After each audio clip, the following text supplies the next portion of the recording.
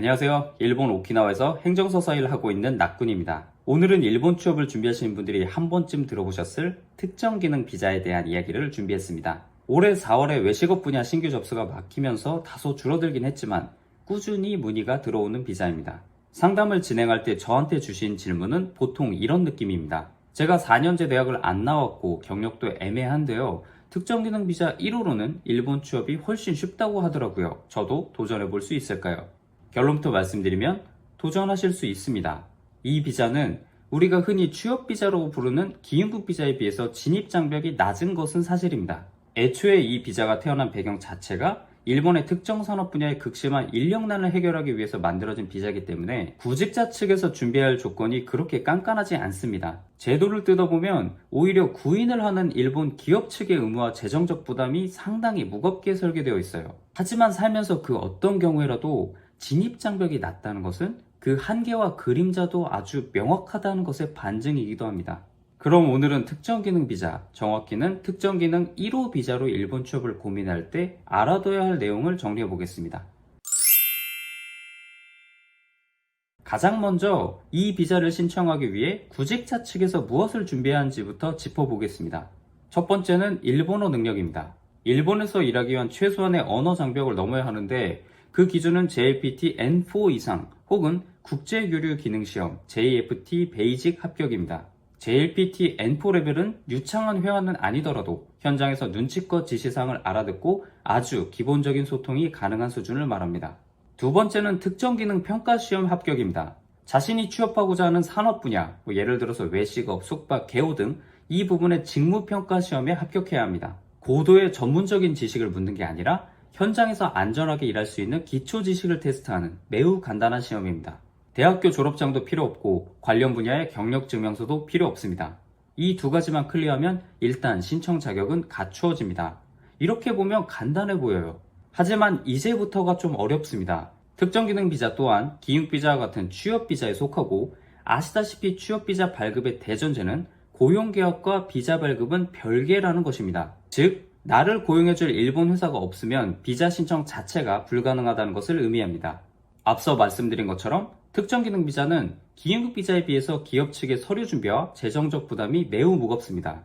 그렇기 때문에 정기적으로 특정기능 외국인을 채용하는 대다수의 기업은 등록지원기관이라는 곳에 외국인의 채용과 관리를 외주로 맡기고 있으며 이 등록지원기관은 본국의 송출기관과 연계하여 기업에 노동력을 제공하는 구조를 취하는 곳이 많습니다. 그렇기 때문에 일본어로 원활한 의사소통을 할 수 없는 구직자가 개인적으로 기업이나 기관에 직접 컨택해서 뚫고 들어가는 것이 결코 쉽지 않습니다.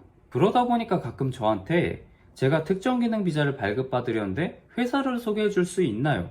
그리고 행정서사 비용은 얼마인가요? 이렇게 문의하시는 분들도 계십니다. 그런데 기흥국 비자를 신청하시려는 분이 회사와 협의해서 본인이 직접 행정서사를 찾는 경우는 종종 있지만 특정기능 비자의 경우 비자 발급을 행정서사에게 의뢰하는 주체는 거의 100% 기업 측 혹은 제휴된 등록지원기관 측입니다.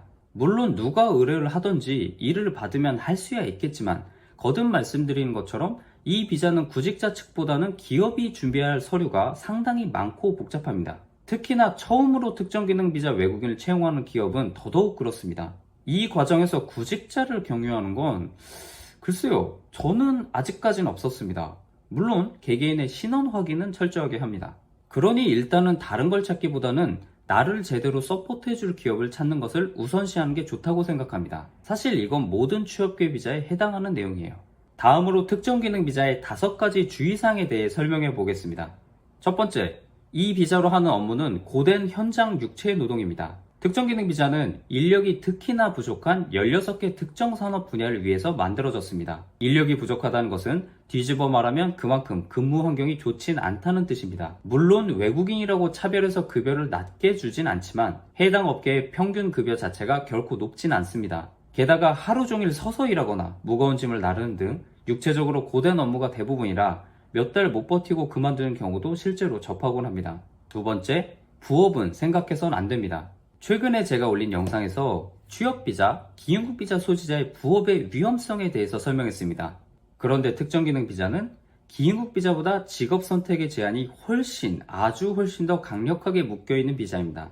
애초에 지정된 특정 산업 분야에 지정된 회사에서만 일할 것을 전제로 허가를 내준 거기 때문에 부업이 가능한 예외사항이 거의 없다고 생각하시는 게 좋습니다. 세 번째, 가족을 데려올 수 없습니다. 긴급 비자는 가족 체제 비자를 통해서 한국의 배우자, 자녀를 초청해서 함께 살 수 있습니다. 하지만 특정 기능 1호 비자는 원칙적으로 가족 동반이 불가능합니다.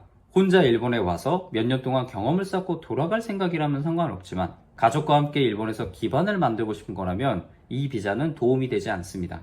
네 번째, 영주허가 신청을 위한 취업비자 5년 경력에 카운트되지 않습니다. 일본 영주허가 신청까지 염두에 두고 계신다면 반드시 알아두셔야 할 내용입니다. 영주허가를 신청하려면 보통 일본에서 10년 이상 거주와 더불어 그중 취업비자로 5년 이상 안정적으로 활동한 경력이 필요합니다. 그런데 특정 기능 1호로 일한 기간은 취업비자 경력 5년에 포함되지 않습니다. 입건법상 임시방편으로 노동력을 빌려 쓰는 개념으로 보기 때문입니다. 비자를 받아서 열심히 일을 했어도 취업비자 경력 관점에서는 0년차와 다름없습니다. 마지막으로 기억해야 하는 한계점은 특정 기능 1호의 최대 체류 기간은 딱 5년이라는 점입니다. 만약 일본에 더 있고 싶다면 다른 재류 자격으로 변경하거나 아니면 숙련도가 훨씬 높은 상급 비자인 특정 기능 2호 시험에 합격해서 비자를 업그레이드 해야 합니다. 2호 비자를 받으면 비로소 가족 동반도 가능해지고 체류 기간의 제한도 없어지며 영주허가 신청을 위한 체류 기간에도 카운트 됩니다. 하지만 2호 비자로 넘어가는 것은 생각보다 어렵습니다. 산업 분야별 차이가 있긴 하지만 2호 시험의 시험 난이도가 1호와는 비교 불가 수준이며 무엇보다 현장에서 조장 반장급 이상의 관리직 리더십 경험을 증명해야 합니다.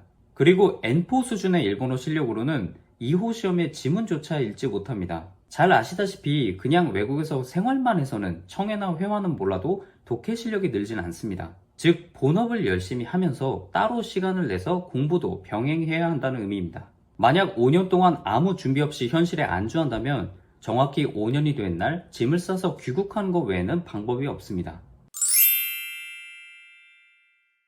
특정 기능 비자가 무조건 나쁘다는 이야기를 하려는 건 아닙니다. 학위나 전공이 없어도 일본이라는 무대에서 합법적으로 일할 수 있는 확실한 루트임은 분명합니다. 하지만 일단 일본 땅만 밟고 보자 이런 안일한 생각으로 선택하기엔 메리트가 많다고 보긴 어려운 비자이며 여러분의 청춘이라는 기회비용은 너무 큽니다. 특정 기능 비자를 준비하고 계신다면 나는 왜 일본에 가려고 하며 5년이란 제한 시간을 어떻게 활용할 것인지에 대해서 다시 한번 생각해 보셨으면 합니다.